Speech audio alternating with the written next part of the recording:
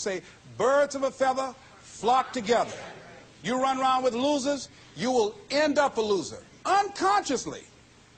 Unconsciously, you will pick up their ways, you'll pick up their habits, you'll pick up, most importantly, their attitude about life. If you're around cynical, negative people all the time, you will become cynical and negative.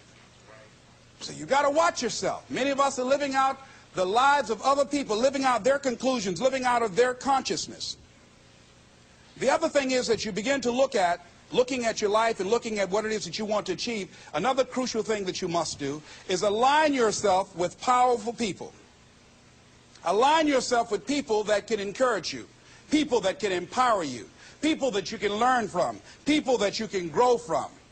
That's very important. See, if you have people around you that can contribute to your growth. When I wanted to become a speaker, I joined the National Speakers Association. I wanted to be around the Dr. Norman Vincent Peales, the Zig Ziglars, the Dwayne Dyers. I wanted to be around people that were doing what I wanted to do. I wanted to learn from them. And you want to do that too. You want to align yourself with people who think like you, people who dream like you, people who want more out of life, people that are stretching and searching and seeking some higher ground in life. As opposed to the majority of people. Somebody said, always strive to get on top in life because it's the bottom that's overcrowded. And so you don't want to be on the bottom. See, it's easy to be on the bottom. It doesn't take any effort to be a loser. It doesn't take any motivation, any drive in order to stay down there on a low level. But it calls on everything in you, ladies and gentlemen. You have to harness your will to say, I'm going to challenge myself. Sometimes I have to pull myself out of bed and say, come on, Les. Things I know I should do, I don't do. Things I shouldn't do, I do. I found that the biggest enemy you have to deal with is yourself. There's an old African proverb that says, if there's no enemy within, the enemy outside can do us no harm. So think about that.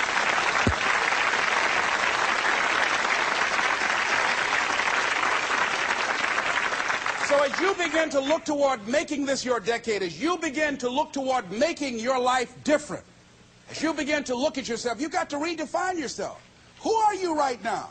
And who must you become in order to create what you want? What has to change about you? What is it that you're doing right now that would be a liability for you? As you begin to look toward the future and take inventory of yourself, what is it about you right now that you've got to leave this behind because this no longer fits? Looking at where you want to go and the kind of person that you must become, the kind of standards that you have for you. What is it that you must do differently? Repeat out to me, please. If you want to keep on getting what you're getting, keep on doing what you're doing. See, that doesn't take an Einstein for that one. All right? It makes sense unless you change your pattern, unless you change the way you're thinking, unless you change your behavior, you're going to continue to produce the results in your life. See, all of us are winners, but some of us are producing results that we don't want. And so all you have to do is look at your game plan, look at your strategy. How is it that you have been being? What is it that you've been doing to produce this? So you're the director, you're the producer, you're writing the script, you're the star of your life. And as you begin to look at your life, you can decide whether or not it's a smash or whether or not it's a flop. That's in your hands. Look at your life, look at where you want to go. Don't worry about your circumstances. Don't worry about your age. I have a friend who's up in age, over 70, and she wanted to build a multi-million-dollar complex. The name is Dr. Johnny Coleman. Lenders and bankers say, you can't do that, you're too old. She ignored them. That building now stands, ladies and gentlemen, a multi-million-dollar structure. But there are a lot of people who would have listened to that. There are a lot of people that would not have even gotten to that point. They would have talked themselves out of even going down to the bank to ask for it, because they've already said no to themselves. See, it's time now. If you want to make this your decade, you've got to start saying yes to your life. You've got to start saying yes to your dreams, yes to your unfolding future, yes to your potential, as opposed to saying no. See, 87% of our self-talk is negative. So you've got to make a conscious, deliberate, determined effort to say yes to your dreams. Why not? Why not me? Don't spend time like most people going through life complaining. Don't try and get on talk shows and tell everybody how life has done you wrong.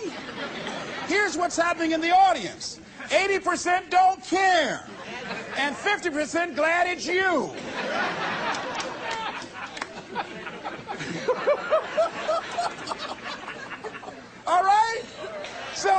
you know that, you'll go around crying, oh, you know what they did to me? Who cares? Get away from me before they come back.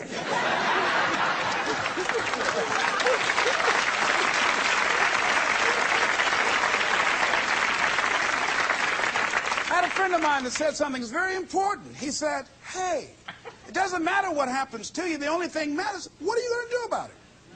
That's all that matters. Okay, life knocked you down. What are you going to do about it? How long are you going to sit there and say, you know what they did to me?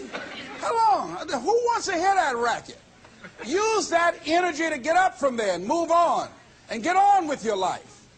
You got to learn to let the past go so you can grow. Many people never act on their dreams because they allow their past experiences to determine what their possibilities are. Whatever you've done in the past, that's not a reflection of your possibilities. That's just a reflection of your consciousness. That's just a reflection of your development and your growth. The future is unfolding for you right now. The future is unlimited for you right now.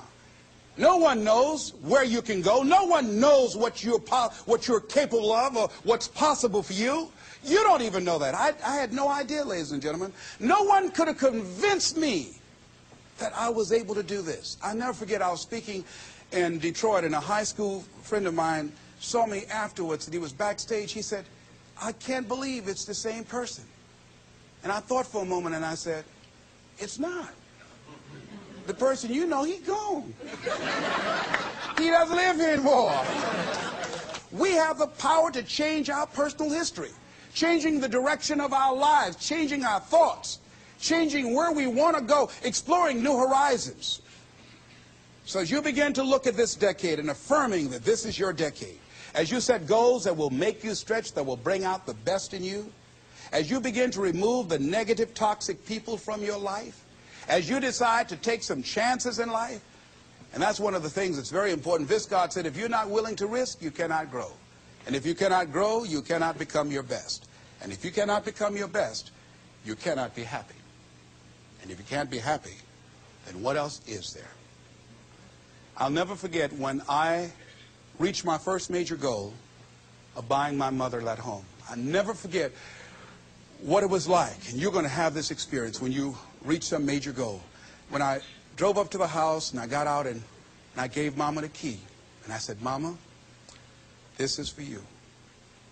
I'll never forget the look on her face. She said, oh my God. No one could have convinced me when I adopted y'all that this would happen. She said, oh, thank you. She said, and you caused me so many damn problems.